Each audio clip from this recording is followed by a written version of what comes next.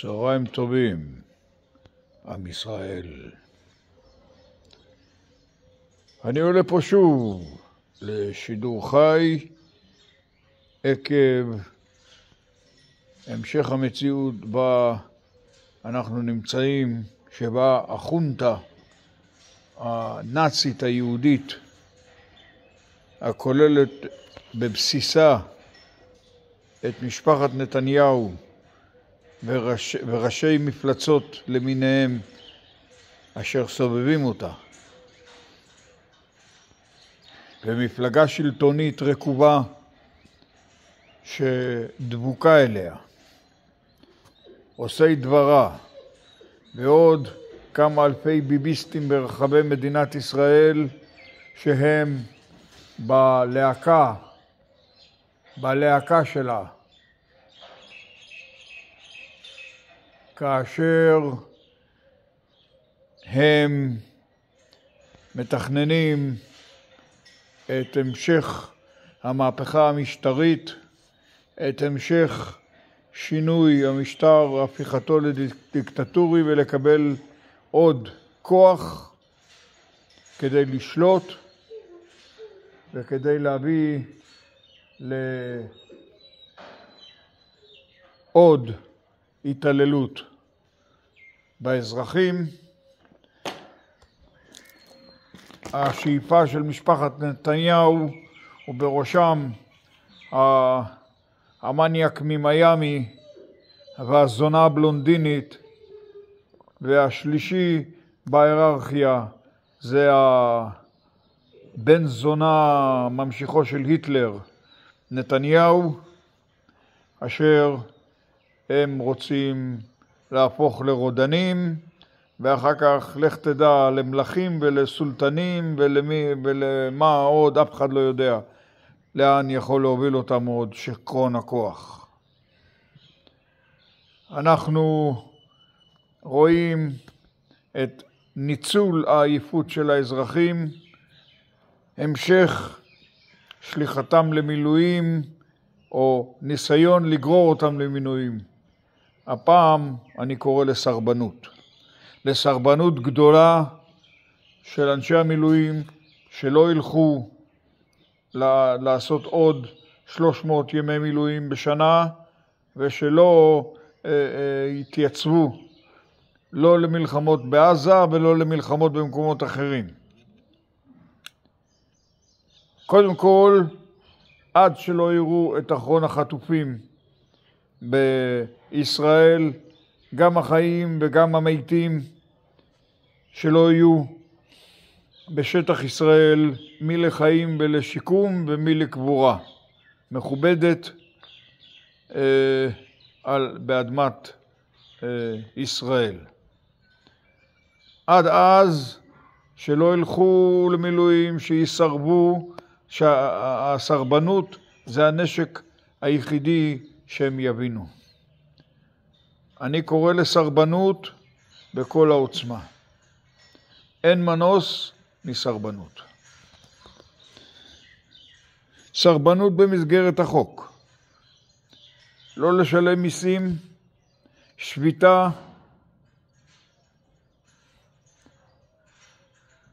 הפגנות ברחובות,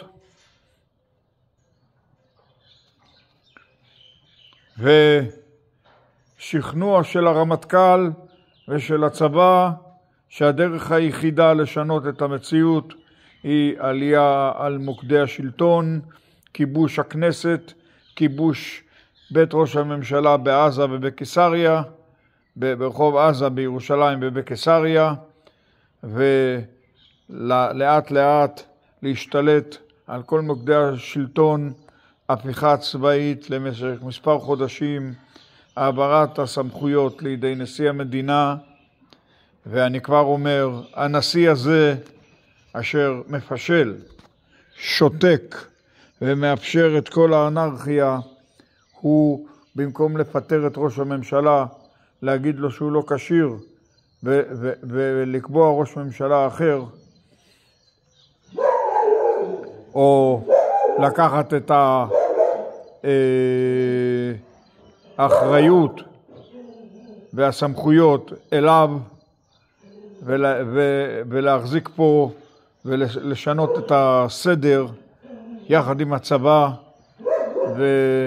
ולהגלות את משפחת נתניהו אל בית הדין הבינלאומי בהאג על מנת שיעשו בהם שפטים וידאגו לסלקם מהעולם בכל דרך שימצאו לנכון. זה מה שצריך להיות המציאות בישראל של היום, במציאות של היום, וחייבים לעשות את זה באופן מיידי. אני ממשיך ואומר, אתמול מלאו 5 שנים למותו של רמי אושרי, זיכרונו לברכה, אשר ראה ראשון את המציאות הקורית היום, והזהיר מפניה, הזהיר מה-7 באוקטובר, הזהיר מהמצאות דומות שיכולים להיות בכל מיני מקומות וגבולות ובווריאציות כאלה ואחרות.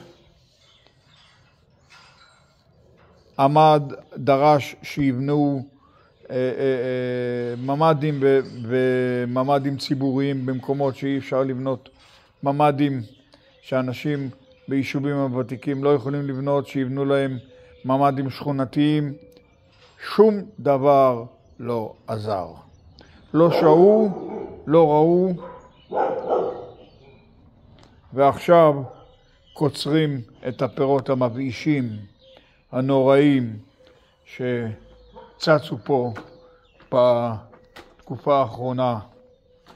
עכשיו אנחנו רואים לאן נושבת הרוח. עכשיו אנחנו רואים את המרין בישין של המציאות. עכשיו אנחנו רואים את החורבן שמתהווה. עכשיו התחזיות על חיסולה של מדינת ישראל ועל החורבן מתגשמים הלכה למעשה בצורה מוחשית. מדי יום עוד דברים ועוד דברים, וככה מתקדם המצב לסופה של מדינת ישראל. ואני חוזר ואומר, אני בהחלט שמח לכך שמדינה במתכונת כזאת לא תתקיים. שמדינה במתכונת כזאת שתחרב. אין דרך אחרת, כי הכנופיה שיושבת ואומרת אני עושה מה שאני רוצה, אני שולטת, אני נבחרתי והכל מותר לי, זה עוד מתכון לחורבן אדיר של מדינת ישראל. זאת מדינה שהיא בגדר עבר. זאת מדינה שאין לה עתיד, וזאת מדינה שהיא בגדר היסטוריה מבאישה. ועם יהודי ועם ישראלי שילך כצאן לטבח על ידי משפחת נתניהו, נציגי הנאציזם החדש והאכזרי יותר מהנאציזם שהיה במלחמת העולם. הנציגות הנאציזם בישראל. זאת משפחת נתניהו. והיא צריכה להיות מסולקת מכאן על מנת שהעולם ידאג שהיא לא תהווה יותר בעיה לשום כיוון, לשום ארץ, לשום בן אדם ולשום אוכלוסייה באשר הם. כאמור, שלא תגידו שלא אמרו לכם ולא הזהירו אתכם. אמרו לכם והזהירו אתכם וממשיכים לומר לכם וממשיכים להזהיר אתכם. לא תסולק משפחת נתניהו מהשלטון, אללה ירחמו על כל מי שחי על האדמה הזאת. אללה ירחמו. שבת שלום לכם.